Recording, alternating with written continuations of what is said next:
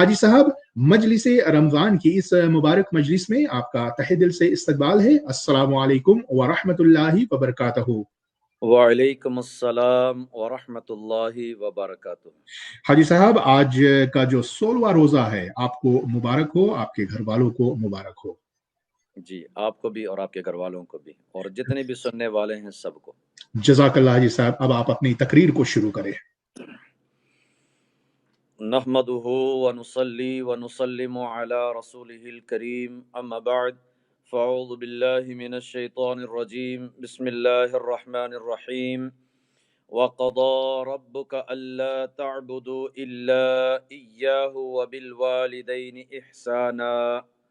صدق اللہ مولانا العلی العظیم وصدق رسولہ النبی الکریم، ونحن على ذلك لمن الشاہدین والشاکرین، والحمد للہ رب العالمین۔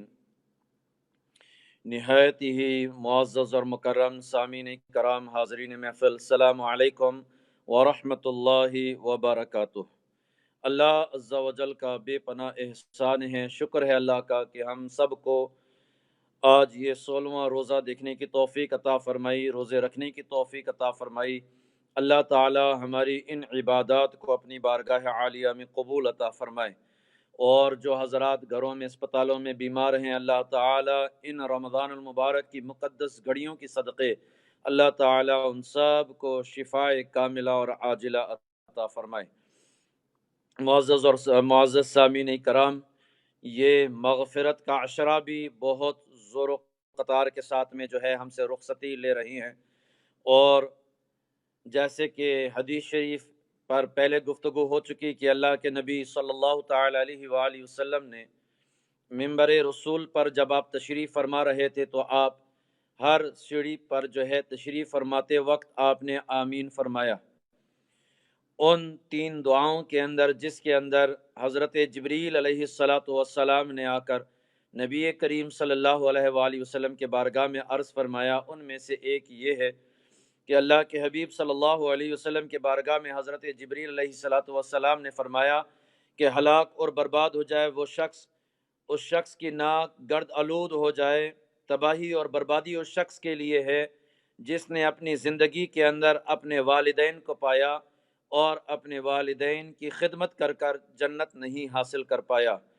حضرات کرام، چونکہ دنیائی نسبت سے آج مادرز ڈے ہے، مذہب اسلام کے اندر اسلام کے تعلیمات کے اندر ہر گھڑی ایک مومن کے لیے مادرز ڈے اور مادرز ڈے جو ہے ہر دن مادرز ڈے ہے۔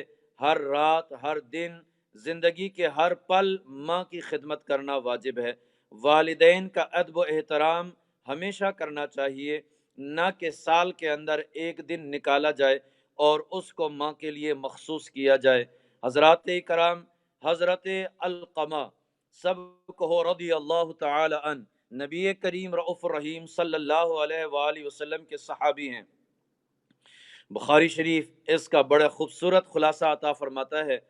حضرت علقمہ رضی اللہ تعالی عنہ نبی کریم صلی اللہ علیہ وآلہ وسلم کے غلام ہیں۔ آپ دنیا سے پردہ فرمانے کے وقت آپ کے حالات بہت سخت ہو گیا۔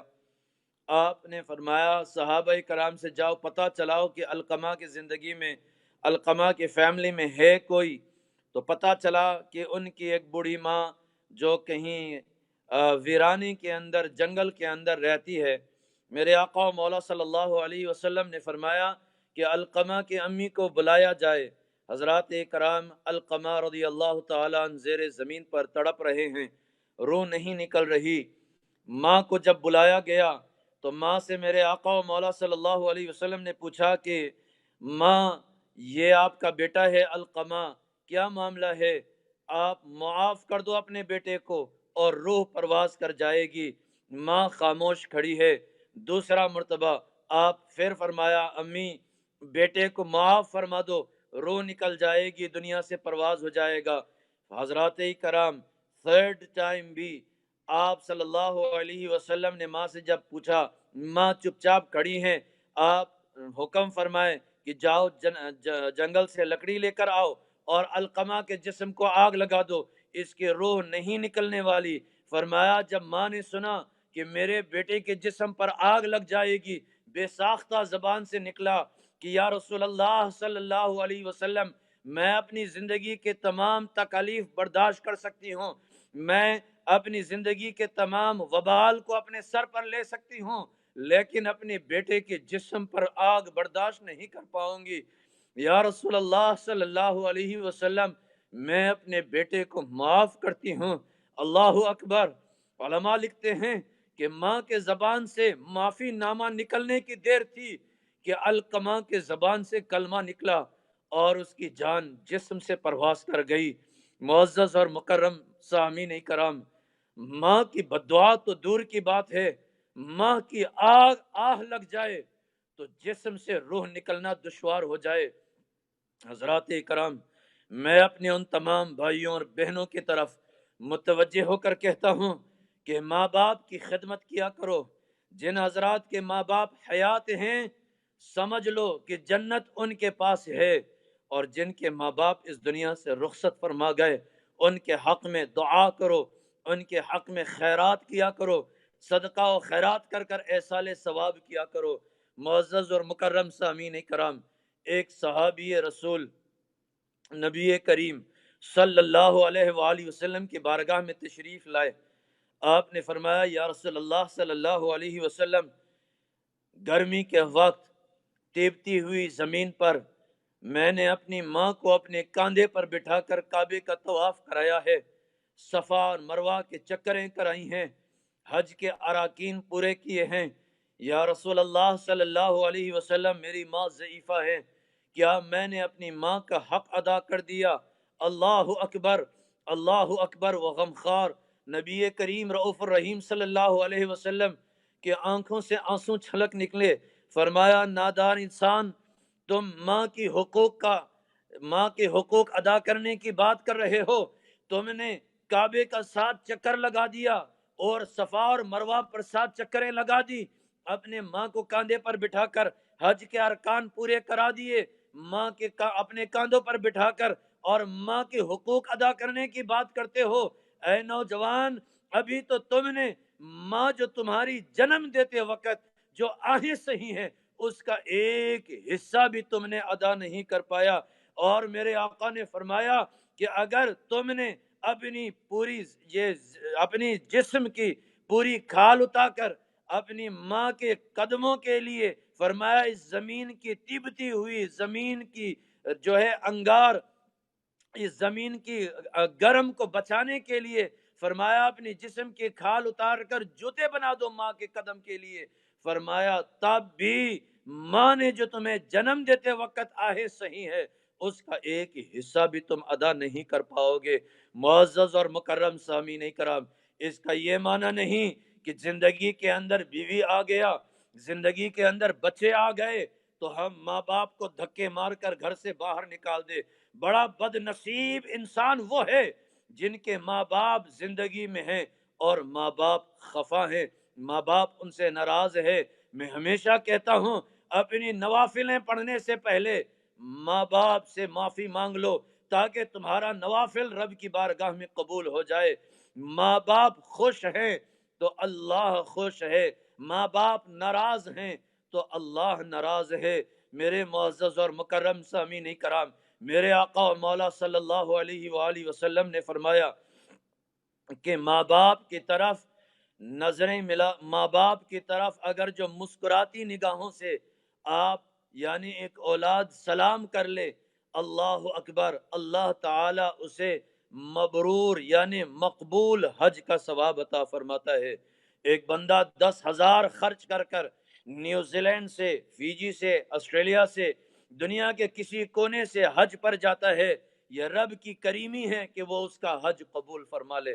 لیکن رب تعالیٰ کا وعدہ ہے، اپنے ماں باپ کو مسکراتی نگاہوں کے ساتھ میں سلام کر لو۔ ماں باپ کو سلام عرض کرنے سے اللہ تبارک و تعالی مقبول حج کا ثواب عطا فرماتا ہے۔ سوال پوچھا گیا کہ دن بھر میں اگر جو 100 مرتبہ سلام کیا جائے، میرے آقا نے فرمایا کہ وہ رب کریم ذات ہے، اس کی بارگاہ میں کسی چیز کی کمی نہیں، 100 نہیں تو 1000 مرتبہ کرو، اللہ تبارک و تعالی 1000 مرتبہ تمہیں مقبول حج کا ثواب عطا فرمائے گا۔ میرے معزز اور مکرم سامعین کرام، اللہ تبارک و تعالی کے حبیب صلی اللہ تعالی علیہ وآلہ وسلم کہ ایسے کئی احادیث مبارکہ، قول مبارکہ اور افعال مبارکہ ہے جن سے ہمیں یہ سبق ملتا ہے کہ ماں باپ کا رتبہ کتنا اعلیٰ اور کتنا عرفہ ہے۔ افسوس کی بات ہے میرے معزز سامعین کرام، ایک ماں اپنی پیٹ پر پتھر باندھ کر بھوکا اور فاقہ برداشت کر کر کسی کے گھر برتنیں مانج کر ہاؤس گیل کا کام کر کر اپنے 4 بیٹوں کو پال لیتی ہے، لیکن افسوس اس وقت کے اندر ہم 4 اولاد ہو کر، 4 بیٹے ہو کر ایک ماں باپ کو پال نہیں سکتے۔ آج ہماری ماں باپ کہیں ریسٹ ہوم کے اندر ہے، کہیں اولڈ پیپل ہوم کے اندر ہے، سال میں کسی ایک وقت کو ہم جاتے ہیں، ماں باپ کو پھولوں سے نوازتے ہیں۔ میرے معزز سامعین کرام، یہ غیرت کہاں چلی گئی انسان کی؟